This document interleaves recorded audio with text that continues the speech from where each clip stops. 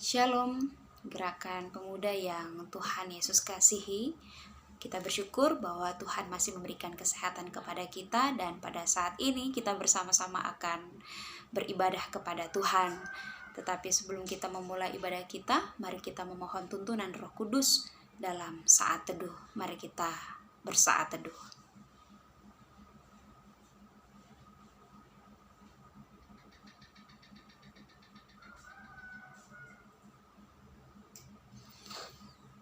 Mari kita memuji Tuhan mengawali ibadah kita pada saat ini dari Gita Bakti nomor 61, Tuhan ajarkanlah kehendak-Mu.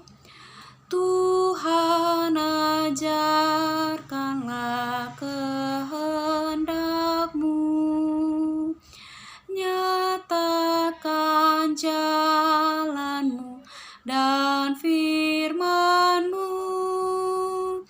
kuserahkan hidupku pada bimbingan-Mu, dekatkan diriku kepadamu. Baik saudara-saudara, kita tenangkan hati dan pikiran kita. Kita akan masuk dalam pemberitaan firman Tuhan. Mari kita berdoa memohon bimbingan Roh Kudus. Kita berdoa. Terima kasih ya Allah bahwa pada saat ini kami boleh Tuhan perkenankan masuk dalam persekutuan yang beribadah kepadamu. Kami akan membaca dan merenungkan sabda kebenaran firman-Mu. Urapilah setiap kami Tuhan dengan kuasa Roh Kudus-Mu, sehingga kekayaan firman Tuhan dapat kami pahami, terlebih dapat kami lakukan dalam kehidupan beriman kami setiap hari. Bersabdalah ya Allah, kami telah siap mendengar. Dalam nama Tuhan Yesus kami berdoa. Amin. Mari kita buka pembacaan kita pada saat ini terambil dalam kitab 1 Tesalonika pasal 4. Kitab 1 Tesalonika pasal 4 ayat 13 sampai ayatnya yang ke-18. 1 Tesalonika pasal 4 ayat 13 sampai ayatnya yang ke-18. Firman Tuhan berkata demikian, kedatangan Tuhan. Selanjutnya kami tidak mau saudara-saudara bahwa kamu tidak mengetahui tentang mereka yang meninggal, supaya kamu jangan berduka cita seperti orang-orang lain yang tidak mempunyai pengharapan. Karena jikalau kita percaya bahwa Yesus telah mati dan telah bangkit, maka kita percaya juga bahwa mereka yang telah meninggal dalam Yesus akan dikumpulkan Allah bersama-sama dengan Dia.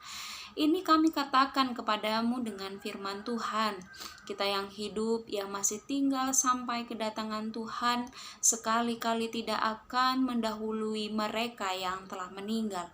Sebab pada waktu tanda diberi, yaitu pada waktu penghulu malaikat berseru dan sangkakala Allah berbunyi, maka Tuhan sendiri akan turun dari sorga, dan mereka yang telah mati dalam Kristus akan lebih dahulu bangkit. Sesudah itu, kita yang hidup, yang masih tinggal akan diangkat bersama-sama dengan mereka dalam awan menyongsong Tuhan di angkasa. Demikianlah kita akan selama-lamanya bersama-sama dengan Tuhan. Karena itu, hiburkanlah seorang akan yang lain dengan perkataan-perkataan ini. Demikianlah firman Tuhan. Berbahagialah kita yang tidak hanya mendengar firman Tuhan, tetapi yang mau melakukannya dalam kehidupan hari lepas hari. Saudara-saudaraku yang Tuhan Yesus kasihi, kehidupan jemaat Tesalonika dipengaruhi dengan berbagai pengajaran. Pengajaran gnostik yang pertama mempengaruhi kehidupan mereka sehingga muncul pertanyaan, apakah mereka yang sudah meninggal akan menerima kebangkitan atau tidak? Sebab firman Tuhan kita pada saat ini berbicara tentang kedatangan Tuhan.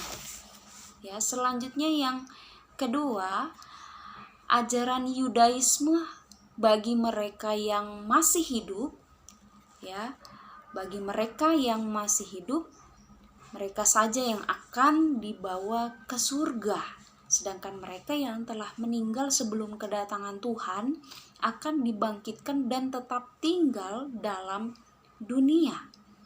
Sehingga muncul kemudian masalah dalam kehidupan jemaat yang ada di Tesalonika.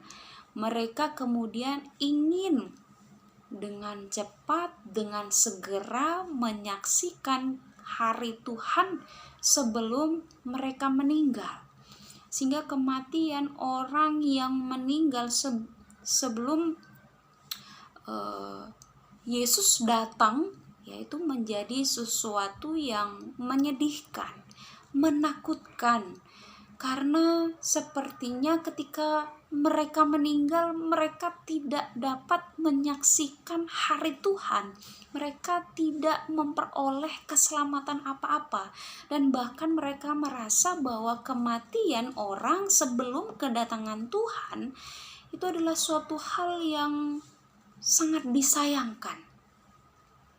Karena saudara-saudara, orang-orang Tesalonika, terutama penerima surat Tesalonika ini adalah umat yang percaya yang sebelumnya berasal dari kekafiran. Karena sebelumnya pemahaman orang kafir, mereka merasa bahwa orang yang meninggal itu tidak ada harapan lagi setelah peristiwa kematian. Sehingga dalam bacaan kita pada saat ini, teks ini 1 Tesalonika pasal 4 ayat 13 sampai ayatnya yang ke-18 merupakan sebuah kata-kata penghiburan, surat penghiburan kepada jemaat di Tesalonika untuk menguatkan mereka bahwa orang yang mati di dalam Tuhan, bahwa orang yang sepanjang hidupnya dia melakukan kehendak Tuhan, mau hidup dalam kebenaran Kristus, maka kematiannya tidaklah menjadi sebuah kesia-siaan.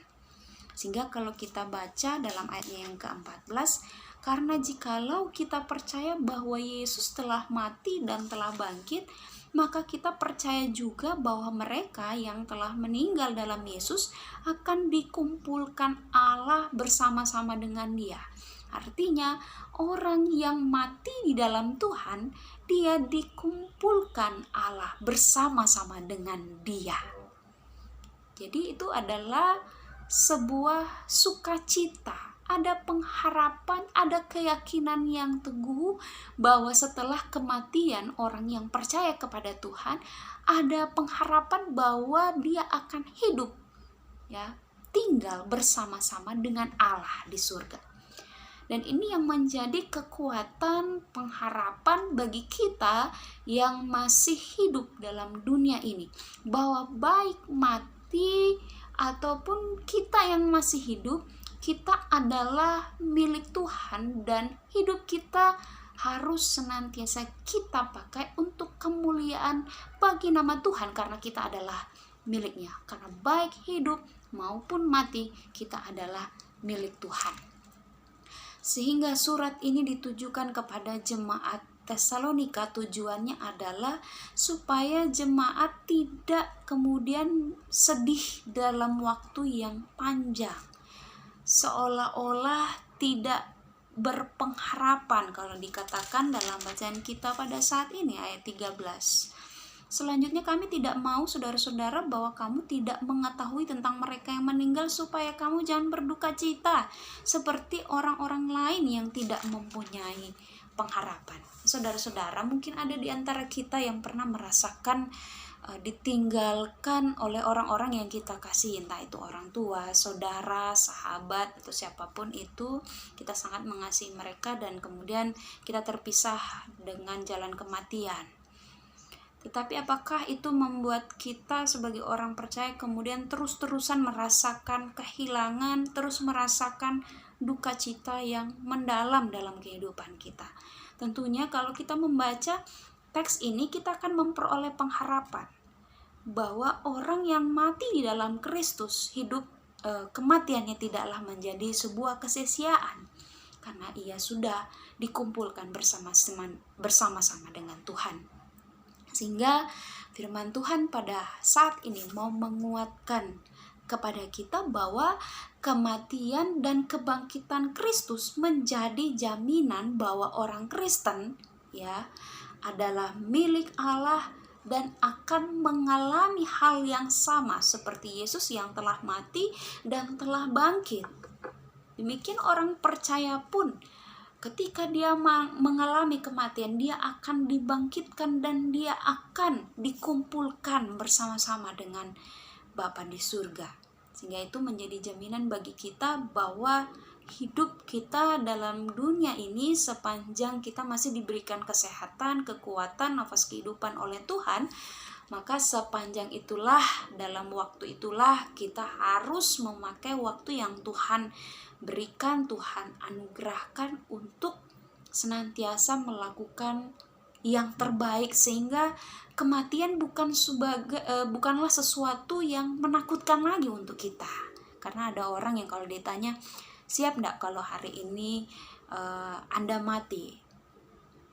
Oh, saya masih belum selesai melakukan hal ini, hal itu, dan lain sebagainya. Belum bisa membahagiakan orang tua, atau mungkin ada yang mengatakan, oh saya belum menikah, jadi saya belum siap untuk mati. Banyak ketakutan orang untuk mati karena mungkin ada hal-hal yang belum dia lakukan di dalam dunia ini. Belum lagi mungkin ada ketakutan karena saya takutlah, saya terlalu banyak dosa, jangan-jangan ketika saya mati saya akan masuk neraka dan lain sebagainya. Muncul ketakutan dalam kehidupan orang yang percaya kepada Tuhan. Tetapi firman Tuhan hari ini mau mengingatkan kepada kita bahwa orang meninggal dalam Kristus, kematiannya tidaklah menjadi sebuah kesia-siaan. Sehingga kita diajarkan untuk jangan takut dengan sebuah peristiwa kematian. Entah kita menghadapi kematian orang-orang yang kita kasihi, ataupun dalam proses kita sendiri yang kita semua tidak tahu kapan kita akan mati. Tetapi dalam kehidupan yang Tuhan beri, mari kita melakukan yang terbaik, sehingga baik hidup maupun mati kita akan menerima kebahagiaan abadi. Selanjutnya kita belajar melalui surat ini sama seperti Rasul Paulus yang menghiburkan jemaat yang ada di Tesalonika dalam ketakutan mereka. Kita pun belajar menjadi pemuda-pemudi Kristen yang hadir menjadi berkat dengan bersedia selalu memberi diri untuk menghibur saudara-saudara, teman-teman, orang tua, atau siapapun itu yang saat ini merasakan duka cita atau kesedihan pergumulan hidup yang cukup berat. Mari kita menjadi pemuda Kristen yang mau menghadirkan sukacita dimanapun kita hadir dan berada, membawa damai sejahtera dengan memberikan penghiburan kepada mereka yang membutuhkan kasih dimanapun Tuhan mengutus kita, entah itu di kampus, entah itu di tengah-tengah pekerjaan kita, atau di tengah-tengah persekutuan gerakan pemuda sendiri. Tuhan inginkan kita menjadi pemuda-pemudi Kristen yang membawa damai sejahtera, sehingga dengan penghiburan yang kita beri, ya mungkin hal ini sederhana tetapi membawa dampak yang luar biasa, dan itu membawa berkat dalam kehidupan kita. Mungkin kita tidak punya apa-apa untuk kita berikan kepada orang lain, cukup dengan kata-kata yang menguatkan, memberikan motivasi, memberikan penghiburan kepada sesama kita, itu sudah membawa sukacita tersendiri, dan kita dimampukan untuk menjadi berkat bagi orang banyak. Untuk itu saudara-saudara, mari kita bersyukur kepada Tuhan atas hidup yang Tuhan karuniakan dalam diri kita, dalam kehidupan kita, atas nafas kesehatan, kekuatan yang Tuhan masih percayakan dan anugerahkan bagi kita, dan bersyukur bahwa kita masih bisa melayani dan melakukan banyak hal dalam hidup ini. Dan jangan pernah takut menghadapi kematian, jangan pernah merasa sedih yang berkepanjangan atas orang-orang yang telah meninggal, orang-orang yang kita kasihi dan mereka telah meninggal, tetapi teruslah berpengharapan bahwa Tuhan pasti akan menghiburkan dan menguatkan kita sekalian. Jalanilah hari ini dengan penuh sukacita, teruslah menjadi berkat, teruslah membawa penghiburan bagi orang banyak. Tuhan memberkati kita dan firman-Nya. Amin. Merespon firman Tuhan, kembali kita memuji Tuhan. Gita Bakti nomor 61 baitnya yang keempat. Gita Bakti 61 baitnya yang keempat. Ajari aku bermada syukur, ya Raja, bagimu ku bermazmur. Ku ingin ya Tuhan tetap di dalam-Mu, hidup dan matiku di tangan-Mu. Mari kita berdoa. Bapa di surga, terima kasih untuk firman-Mu hari ini. Menguatkan kembali kepada kami bahwa kami harus terus menjadi pemuda-pemudi Kristen yang membawa sukacita dan hadir memberikan penghiburan bagi mereka yang berduka. Kuasailah hati dan pikiran kami Tuhan, supaya kami dimampukan menjadi pelaku firman dimanapun Tuhan mengutus kami. Berkatilah hidup kami ya Tuhan dalam menjalani hari-hari ini, sehingga kami boleh menjadi pemuda-pemudi Kristen yang mampu menjadi teladan bagi orang banyak. Tuhan, kiranya berkenan Engkau menganugerahkan kepada kami kesehatan dan kekuatan di tengah-tengah segala keterbatasan. Oleh karena wabah virus corona pada saat ini, kami masih harus belajar dari rumah kami harus mulai bekerja dari rumah kami, atau mungkin ada yang sudah kembali beraktivitas seperti sedia kala. Tuhan, kami memohonkan perlindungan daripada-Mu, kami memohonkan hikmat daripada-Mu, sehingga dalam segala aktivitas kami selalu ada dalam perlindungan dan pernaungan kasih Tuhan. Berkati orang tua kami, baik yang ada bersama-sama dengan kami maupun yang jauh terpisah daripada kami, sanak saudara, keluarga besar kami dimanapun mereka berada. Kami berdoa bagi pengurus pelekat gerakan pemuda yang ada di Jemaat Gibeon Rumbai. Tuhan karuniakan hikmat dan kebijaksanaan untuk dapat melayani sesama anggota gerakan pemuda dengan penuh kasih, dan selalu percaya bahwa pelayanan yang diberikan adalah untuk hormat dan kemuliaan nama Tuhan, sehingga harus dilaksanakan dengan sepenuh hati. Kami percaya Tuhan bahwa di balik setiap hal yang kami alami, di balik setiap hal yang kami gumuli dalam kehidupan masa muda kami, Tuhanlah yang berperkara, Tuhanlah yang mengizinkan itu terjadi, sehingga jadilah kehendak-Mu Tuhan dalam kehidupan kami. Kami serahkan pekerjaan kami serahkan hubungan percintaan kami serahkan hidup dan masa muda kami ke dalam tangan pengasihan-Mu. Berkatilah kami supaya kami dimampukan menjadi terang dan garam dalam hidup ini. Saudara-saudaraku, arahkan hati dan pikiran-Mu kepada Tuhan, serta terimalah berkat Tuhan. Tuhan memberkati engkau dan melindungi engkau. Tuhan menyinari engkau dengan wajah-Nya dan memberi engkau kasih karunia. Tuhan menghadapkan wajah-Nya kepadamu dan memberi engkau damai sejahtera. Amin, amin, amin.